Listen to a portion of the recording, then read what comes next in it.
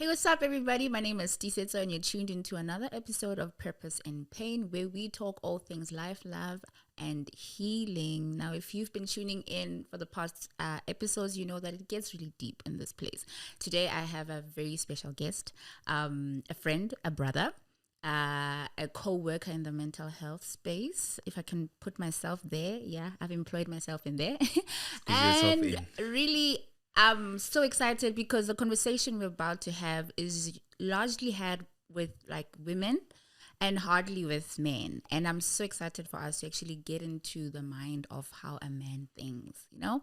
Lesibana Shika, welcome. Thank you very much, Tizito.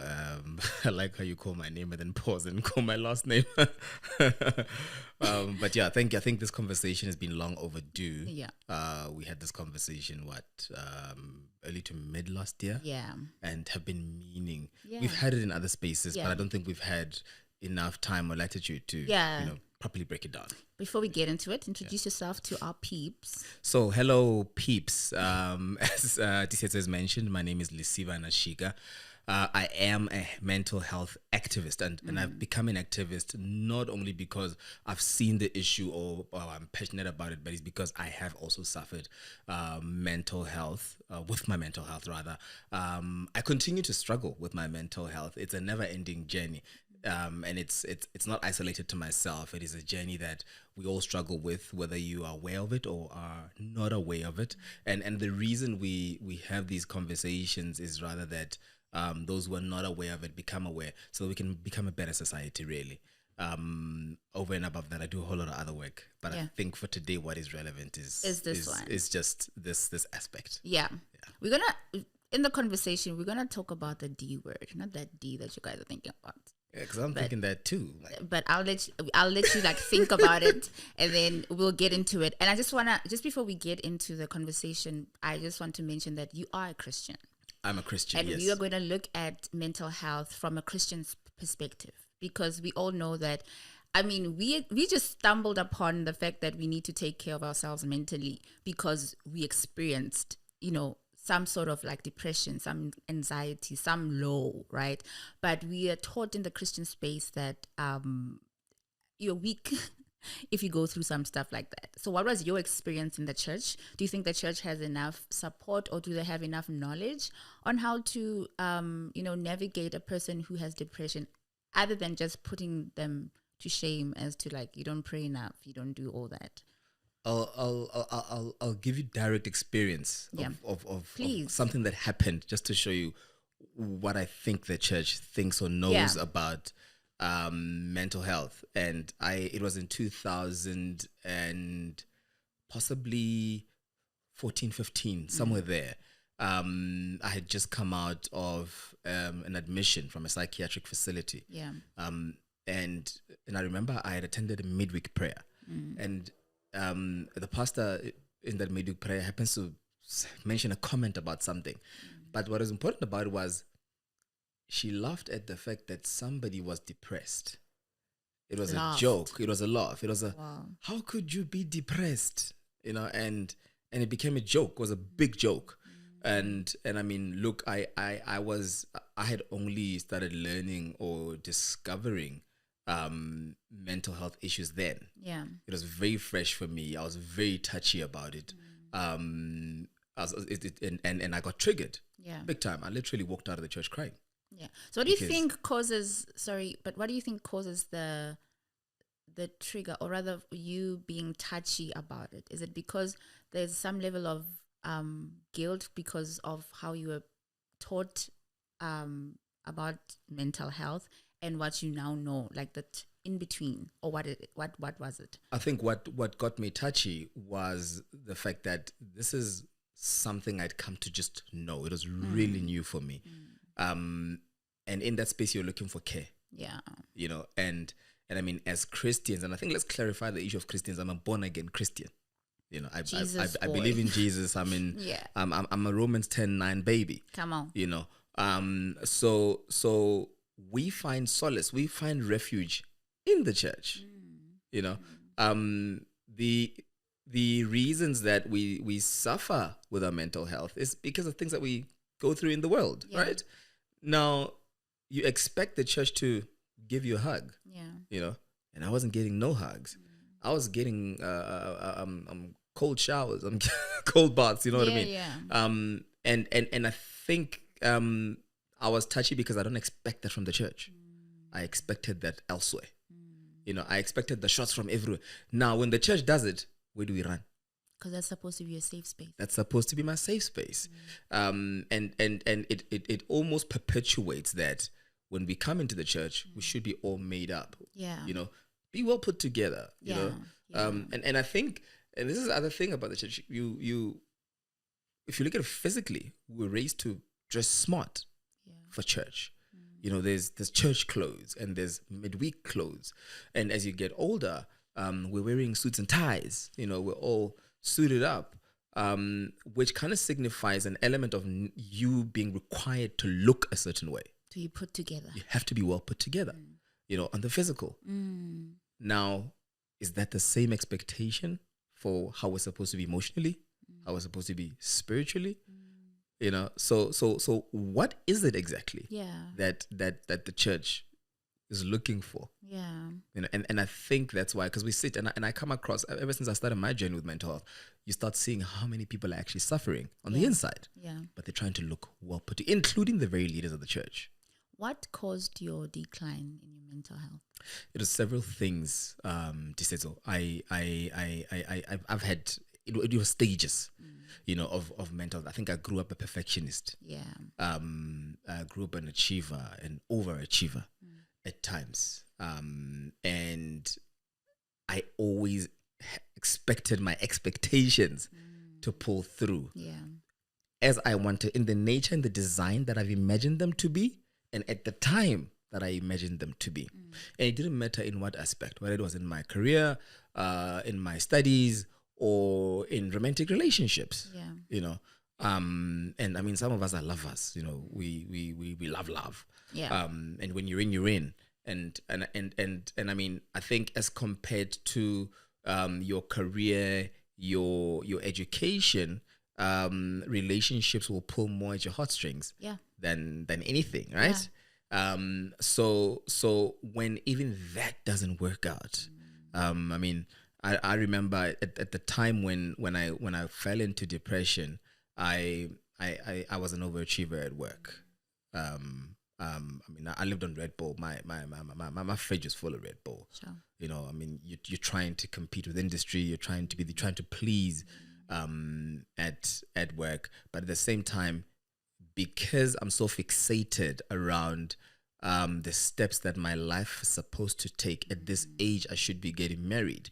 At this age, I need to be, making this kind of money. I'm so fixated on that, and that it needs to work that way. It was my plan. Remember, it wasn't God's plan. It was my plan, and this plan of mine needs to work a certain way. It wasn't working out. I'm trying to get married. It's not working out.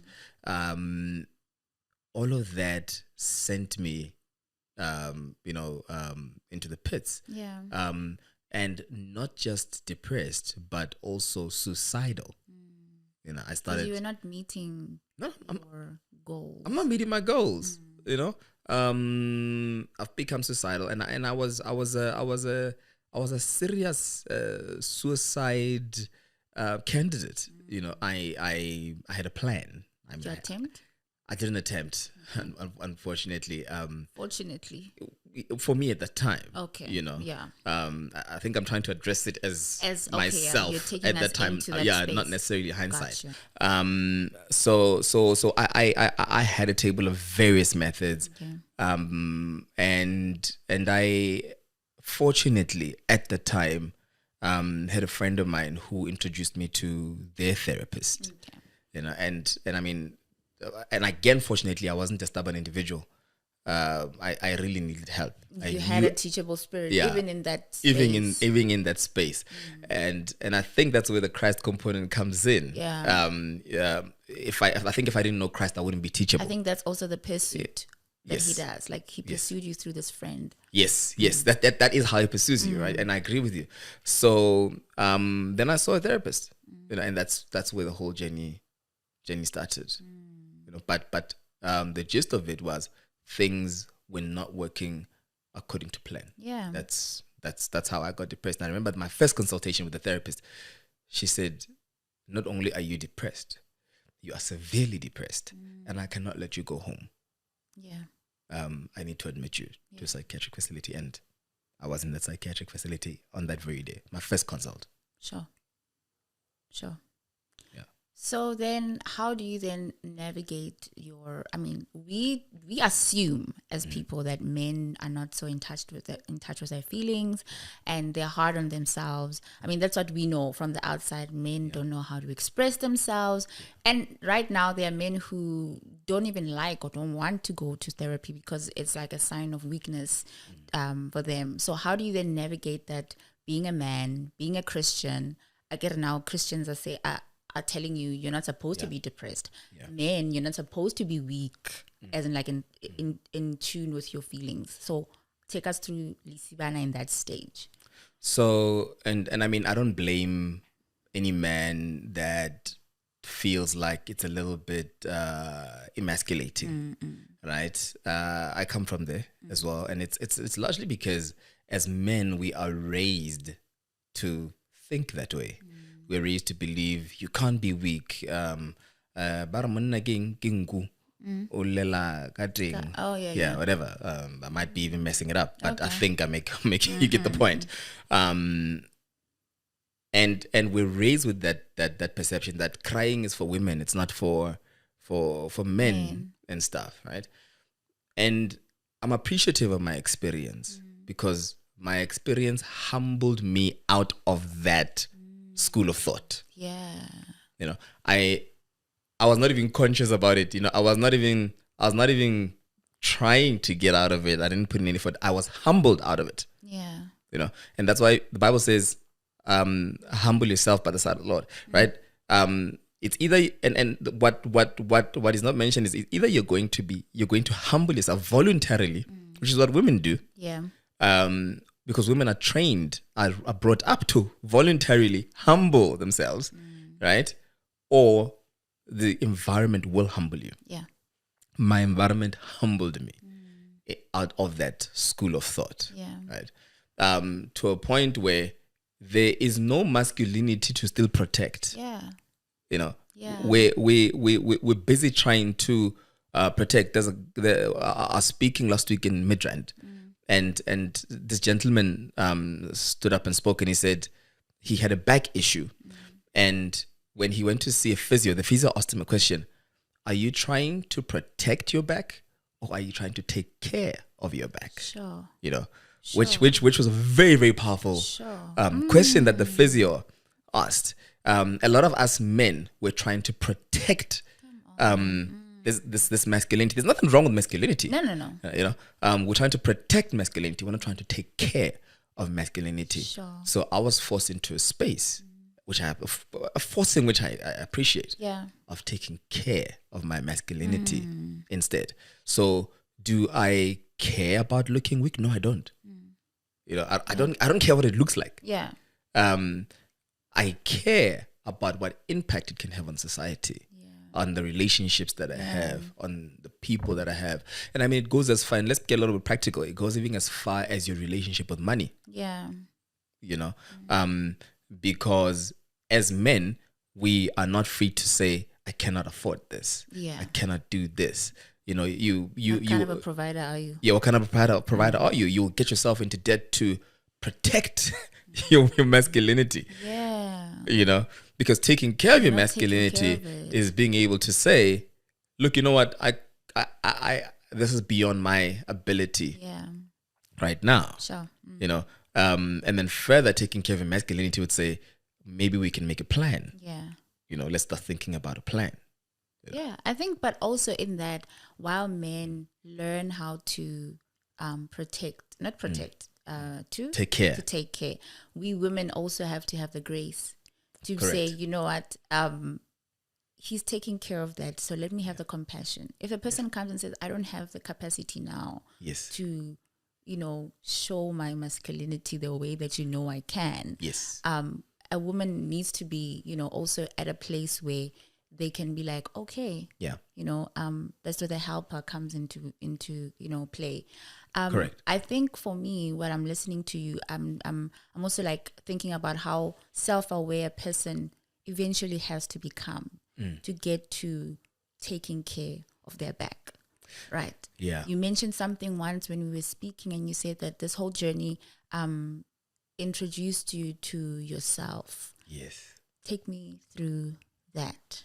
Where did you get to the point where you're just like, I don't have to protect my back? So I was admitted, and I remember this conversation. So I was admitted to, I can mention it, the Jacaranda Hospital in Netcare, which is in Pretoria. I had a brilliant set of medical professionals that I saw every day. The psychologist, psychiatrist, a social worker, an occupational therapist. Yeah. You'd be amazed at the level of function that you lose when you're depressed, and hence occupational therapist. There was also a physiotherapist, and I was there from the 9th of August up until the 19th of September. It was 21 days odd. And I remember when I left that place, my takeaway was I finally met myself. Yeah. There are a few exercises that you get to do whilst you're there, and they seem silly in the beginning. I promise you, I felt stupid. Yeah. I was writing letters to my 5-year-old self. Yeah. To my 1-year-old self, to my 10. Why am I writing letters to myself? You're not even gonna read it. They were silly, and I mean, I was writing letters to my older self, advice I would give, do things differently, writing letters to people that will never read the letters. Yeah. But what those letters and the silliness I perceived them to have been, is they put a lot of things in perspective. Yeah. I started having conversations with myself that I otherwise would have never had. You see, the problem is in society, we're so concerned about having conversations with people.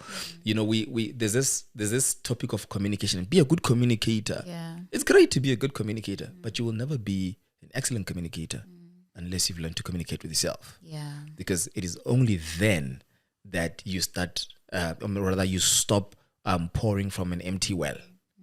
We're communicating, yes, but we're pouring from an empty well. And it's then that I understood my own well, and the kind of water my well needs. Is it Woolworths water? Is it Pick and Pay? Whatever.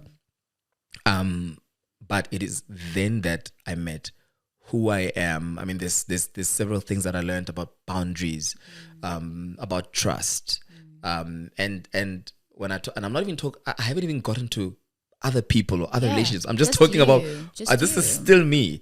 This is still, what are my boundaries? How far do I worry about something? How far do I concern myself about something? How far do I spend?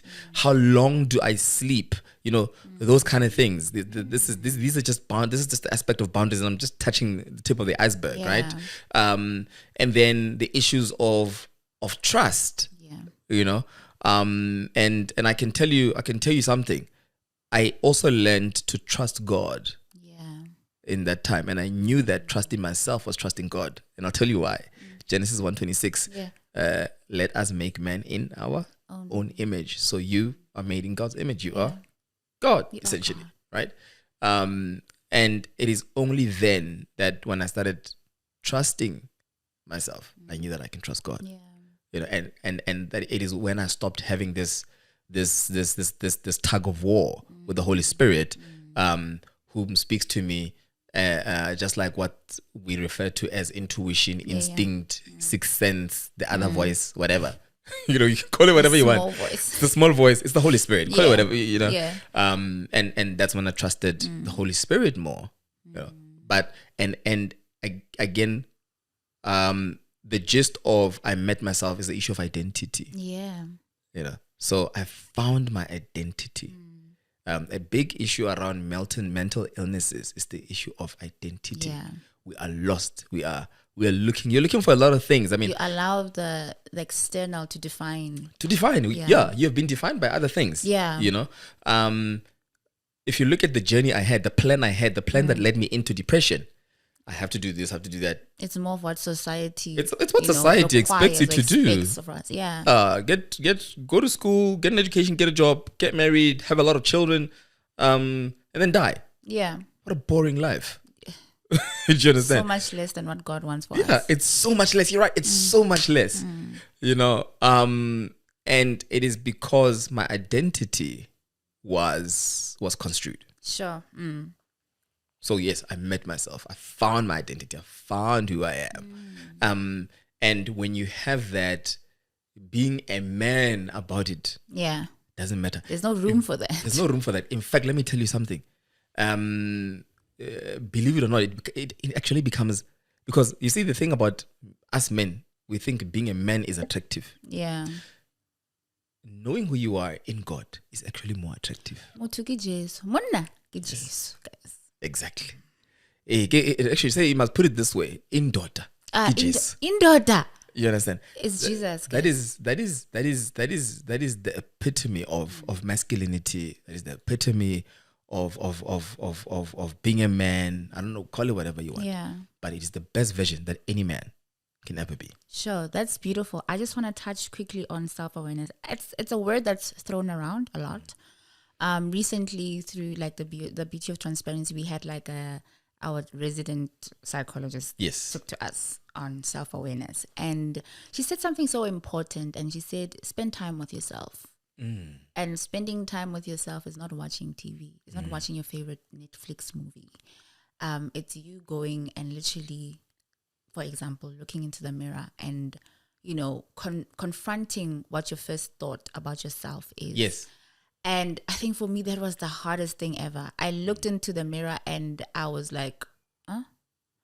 And I had to confront why I'm so critical of myself. I had to confront why I think this way about myself, you know, and also just to sit down with yourself and just know. You're talking about how you need to communicate with yourself. We whether you know it or not, you're communicating with yourself. The question is, what are you communicating to yourself? And I think it's so important for everybody to know what you're communicating to yourself. If you're thinking you're the worst person on earth, that's what you're going to communicate to others as well. Yes. So, yeah.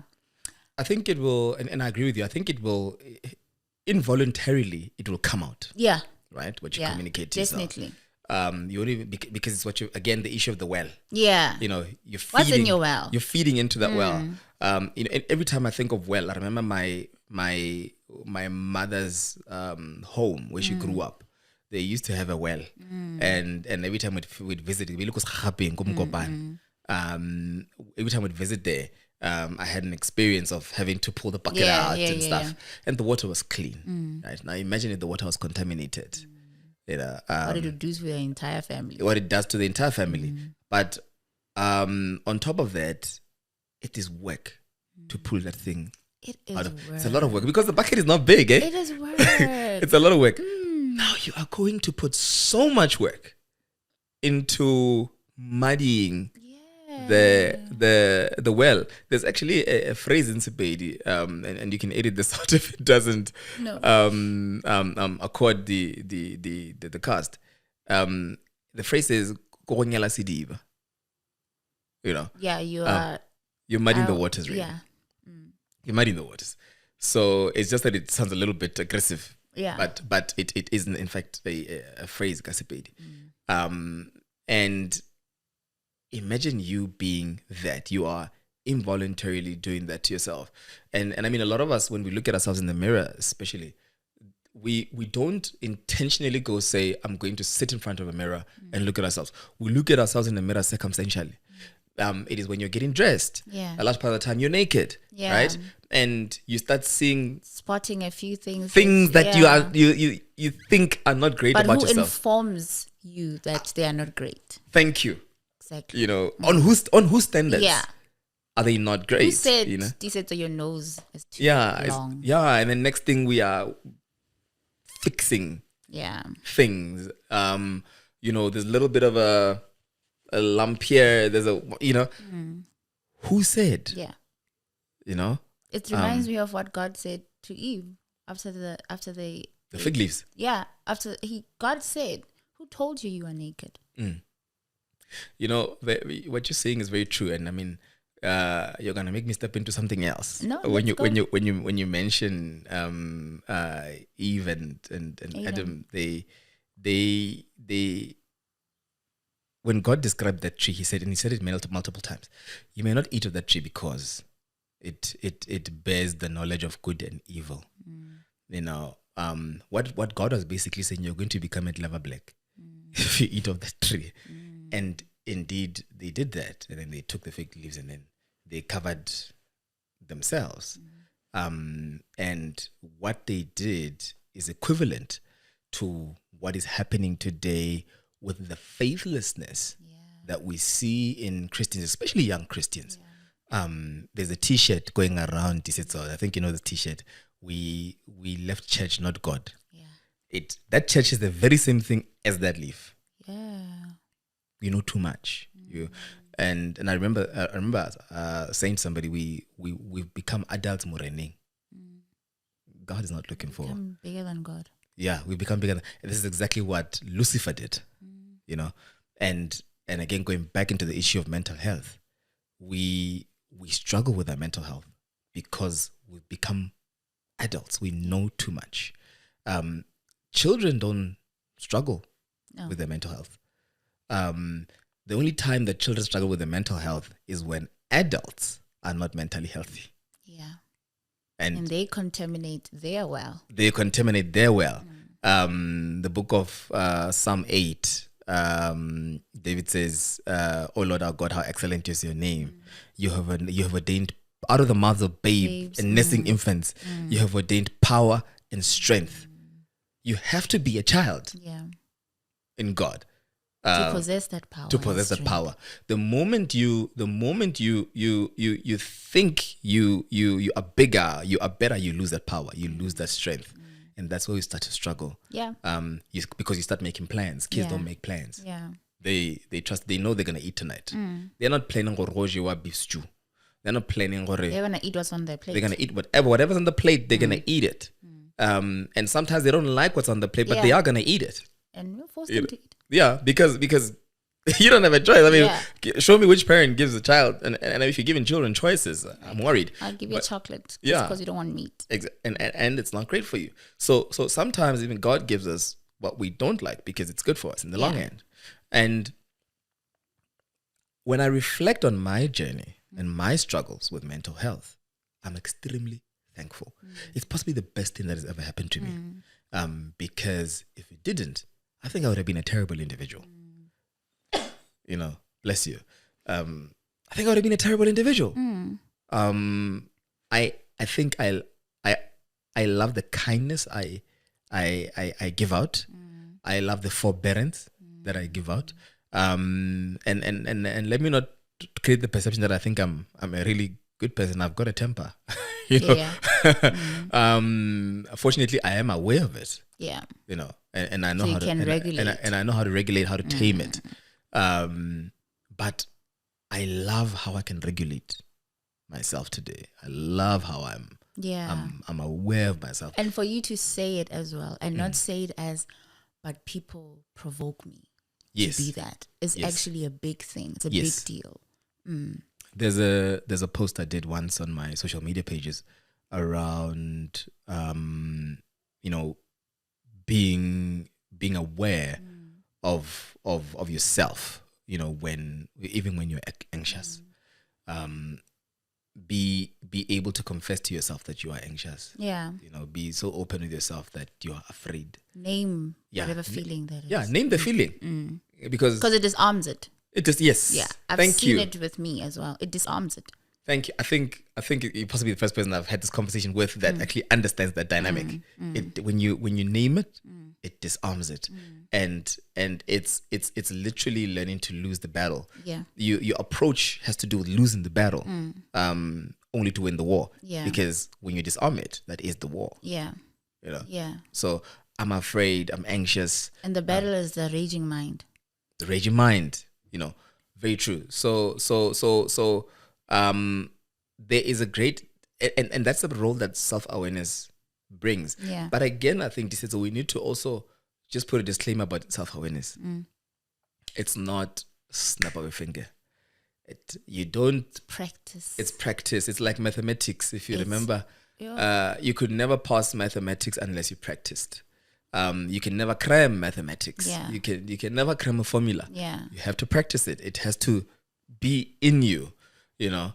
And that's what self-awareness is. It took me 6 years since I started therapy for me to be satisfied. I'm not saying that I've arrived. Yeah. To be satisfied with my self-awareness. Yeah. And by therapy, how much therapy do I mean? I mean, in the first 5 years, I was doing it twice a month. You know, sometimes 3 times a month. Sometimes if I'm frustrated by something, speed dial. Yeah. You know, I want to see you today. I started with every week. Yeah. You know, I mean, it is like that. Yeah. You know, and there are people who do it more than once a week. Yeah. I'm on once a month now. It's a booked appointment mid-month, every month. Whether I'm check-in. Yeah, it's a check-in. I mean, is there something going on? Is there something pressing? No. But I like to sit and let's reflect. You know, and that's important, especially in going into relationships. You know, relationships that lack a moment of reflection are gonna struggle. Yeah. Let's get into relationships. Yeah, let's get into the D word. I think once you've touched on that, so I'm gonna latch on it. Yeah. Are you now you're now out of the psych ward, you're now more self-aware. And did you meet somebody after that? Or was it during? So look, I mean, I was during that time when I was struggling, or rather became aware of my mental health struggles. I was in a relationship which I thought I would marry the person. It didn't work out, unfortunately, and I think out of respect as well for the person, I'm not going to mention their name. What I'm also going to mention is that the failure of the relationship thereof is as a result of both our contribution. You know, so I hate it when people come out of relationships and say it was that person. No, you contributed as well. You know. So it unfortunately didn't work out. It was a very painful breakup for me. I don't know about the other person. And I went into rebound, you know, and in going into rebound, I happened to then get married. Okay. Because we didn't know each other well. And then there was a child, you know, and I married out of duty. Did she say to me, let's get married? No. She didn't. It was me. I mean, I came out of a huge, or rather prolix Christian background. Yeah. You know, I mean, so that's the suited guy coming into play. It's the suited guy coming into play again. Because remember what rebound does. Rebound says, let's try and quickly replace that which was gone, or that which was lost, right? So still the suited guy says, let's get married. We have a child anyway. We have a child. This is what you do when there's a child, right? You get married. Let's have a wedding, you know, to try and cover up all of this. I'm a youth pastor. I'm a worship team leader. You know, you're a mentor. I'm a mentor. I cannot throw away this, you know, facade that I have. If I have a child and I'm not married, it, you know, messes all of that up. You know, so let's quickly get married, and we got married, but you quickly realize within the marriage that the issues that you are having in the marriage are not really about the issues. They're about the fact that compatibility was either not present or was never established. You know, because I also don't want to go around saying that people are just not compatible. Compatibility can be established. Yeah, it can be. And the willingness again to establish, because there's another question somebody can have, the willingness to establish compatibility when it was not there. And because it was not there, then we went into the D word, which again, what D said meant was a divorce. Not the one that you were thinking. So went, and I think I knew possibly over a year before the divorce even happened that there would be a divorce. Sure. I think I spent a lot of time trying to run away from it or not have it happen. I remember going to my therapist and saying to my therapist, I don't love my wife. Sure. And this is after the wedding, right after the wedding, actually. I think about a month or two after the wedding. Sure. And I said, I don't love my wife. Please teach me how to love my wife. Sure. Yeah. And I think, your therapist can't tell you're smoking your socks, right? They listen to you and they coach you upward or downward of what you're saying. And I think I gave her a conundrum of a task, really. What was she supposed to do? Teach me how to love my wife? What the hell is that? But she had some patience with me, and eventually when I realized that what I asked for was impossible, then that's when she said, you're actually asking for too much. That's not possible. And I asked her to help me with this because, again, I was running away from the divorce. Yeah, there's a child involved as well. There's a child involved as well. You're trying to keep this together for the child, But I think what we then fail to understand, when we say we're trying to keep this together for the child, think about it this way. If there was another adult in the house, do you think this adult would realize that there are issues?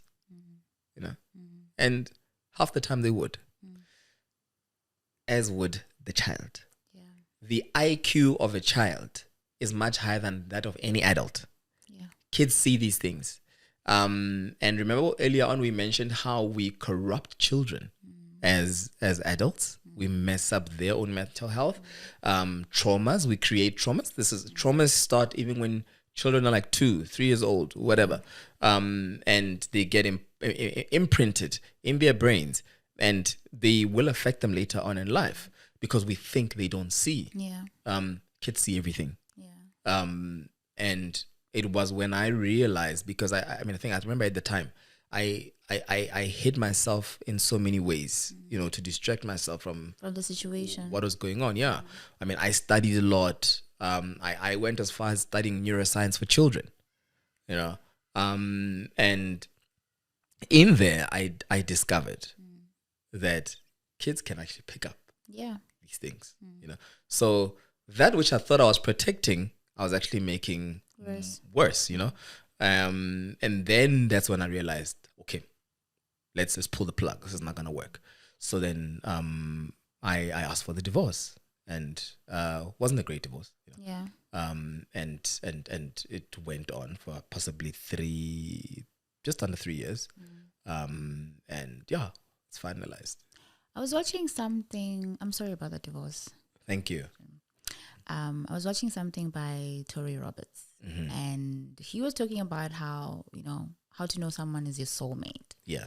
And we'll get into the soulmate thing quickly before we wrap up. And he mentioned 5 things that blew my mind. And he said that, and that normally when a pastor speaks about this, you expect the person to be like, they must know God first. Yeah. That's a priority. But he mentioned 5 things, but the first 3, I was like, He said 1, there needs to be a connection between the 2.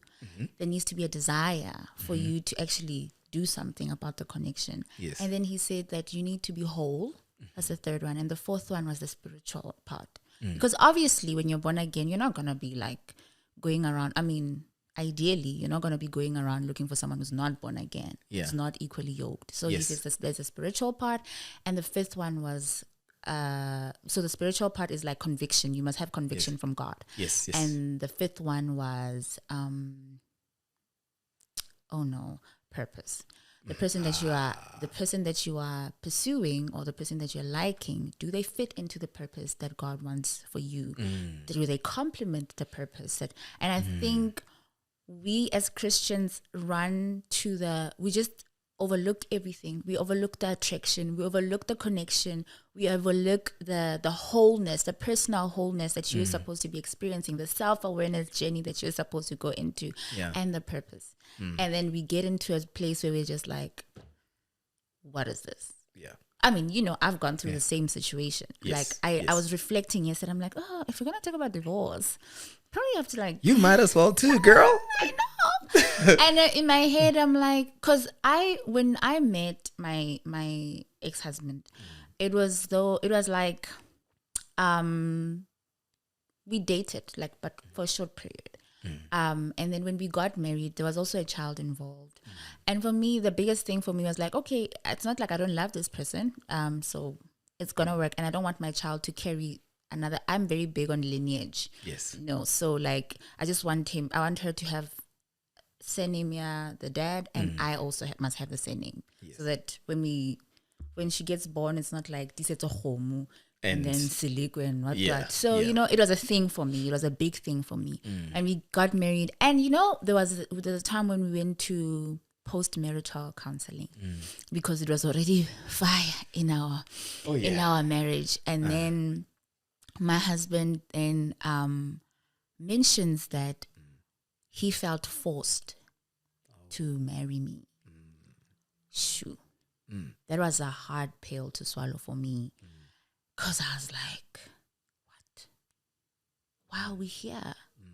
I'm just thinking about your ex-wife as well. I'm just like, she probably thought, dude, you're the one who said you want to marry me. No, she didn't ask for it. I mean, in fact, I don't even think she was thinking of marriage. I mean, we started dating in June. Yeah. In August, I think we're talking about marriage. Yeah. And like seriously talking about it. So I think for me, being a Christian girl, I was willing to make it work no matter what. I'm just like, as long as I'm still attracted, Nyana, to this person, it's gonna work. Yes. But when I look back at the 5 things, and I'm like, purpose, that is a big deal for me. Yeah. Wholeness, I had just lost my father when we met, so I was very, very vulnerable, and I was like, I looked back yesterday and I'm just like, man, yeah. But at the time, I mean, the reflection I think is beautiful. But I think at the time when all of this was happening, I don't think any of that registered, right? No. At the time, it was just like normal marriage battle for me. It's just this is the devil. The devil is after marriages, which is true, but I held on to that, and somehow, like yesterday, I felt such compassion for him because I'm like, sure, what if we didn't get married? Maybe we wouldn't have gotten here and we wouldn't have been like miserable. I'm not miserable, but I'm just saying we wouldn't have gone through like this thing or going through, because it's not really finalized yet, but we wouldn't have been going through this. And at some point, I felt like I felt myself guilt tripping myself. Yeah, like if you knew better, you could have not. And I'm just like, and then I sat back and I'm like, but it happened. Now I have like a lesson to carry. Yeah. You are touching on something that even my therapist said, because I mean, I've been through a lot of things in life. Yeah. I've had a lot of drama. I think if my family describes me, they can describe my life as a little bit of drama because there's always something, But my therapist describes me as the wounded healer. Yeah. And I'm seeing that in you. And I say it because you're doing a lot of work right now, right? With a lot of people. I mean, you initially did a lot of work with women, and now you're doing work with men as well. We wouldn't be having this conversation if you had not gone through what you went through, right? Now, imagine the quantum of work you would have been doing if you didn't go through that, right? Yeah. So and again, we go back to the issue of, remember when I mentioned my plans, Yeah. the plans that are advised by whatever else in life, versus purpose, versus what God wants for your life. Yeah. Look at what you're doing versus what your life would have been Yeah. according to your plan. Yeah. This is not your plan, right? Like, so you're doing a whole lot more,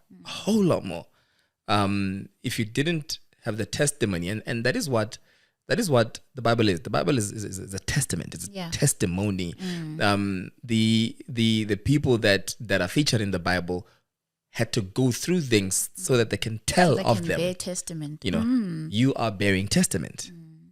And you needed to make what you thought was a bad decision. Yeah. Actually, it wasn't a bad decision. Yeah. It was according to plan. Yeah. God allowed it to happen. And I think sometimes we give Satan too much credit. Yeah, no. We do. But the devil made me do it. Nah.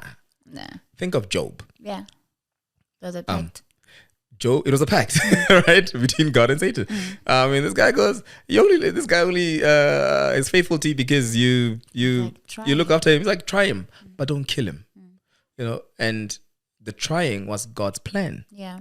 Because Job was restored. Yeah. Even after that, to more than what he was. What he had. And I would look at you today and I'd say more. Restoration. Because I knew you before then. I was a mess, child.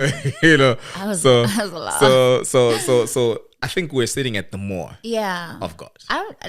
We're here and we're wrapping up. And yes, you literally wrapped up my whole purpose in pain idea. What would you say your purpose in pain is, given everything that you've gone through and what God has allowed you to go through and the things that you do now? What is your purpose in the pain that you have endured? My purpose in life is to be, again, that wounded healer. And I'll expand a little bit on it. It's to be able to speak or heal, or speak into somebody's life rather, from a place of experience. Yes, I appreciate that we can speak theoretically about stuff, but I think it comes a long way when somebody says, I've also been through it. I know what you're going through. This is what happened to me. Those and that is why Christ came. Because for the longest time, God has been trying to deal with our faithlessness, and we wouldn't believe because we have not seen Him. And Christ came, God in person, so that we can see Him and see His power. We wanted to see so that we can believe, right? And that is our nature. That is our carnal nature. And our carnal nature, again, requires somebody to hear another saying, I've been through it. This is what happened to me. The moment somebody speaks up and says, I have the same story, I share your story, it becomes impactful. I refer to the story of Job as possibly when a lot of the times when I do speak, I mention the story of Job a lot because I resonate with Job. I resonate with David a lot. And I think God puts me through a whole lot of David and Job scenarios in life a lot. And sometimes I expect it. I'm going like, sometimes I think and I go like, sure, when is God going to start His dance again? Got Job. Because there are times where I think I'm in a relaxed space right now in life. And I think and I go like, oh, Mudimu, just give me a break. We'll start another lesson later. I got you. I know that well. So that is my purpose. I'm the wounded healer. The wounded healer. I've been through it. Let's talk about it. We're definitely going to have more conversations on this. Thank you so much for pouring your heart out. It really was beautiful. And I hope for everybody who's watching, you took something from this, that God can use a wounded soldier. For me, it's literally that. I share my experiences so you can see that God can pull you through. And I bring people who have been through it so that you can see what it looks like to be at the finishing, line. So that was Lesibana Shika. And this is Purpose in Pain Conversation. See you guys in the next episode.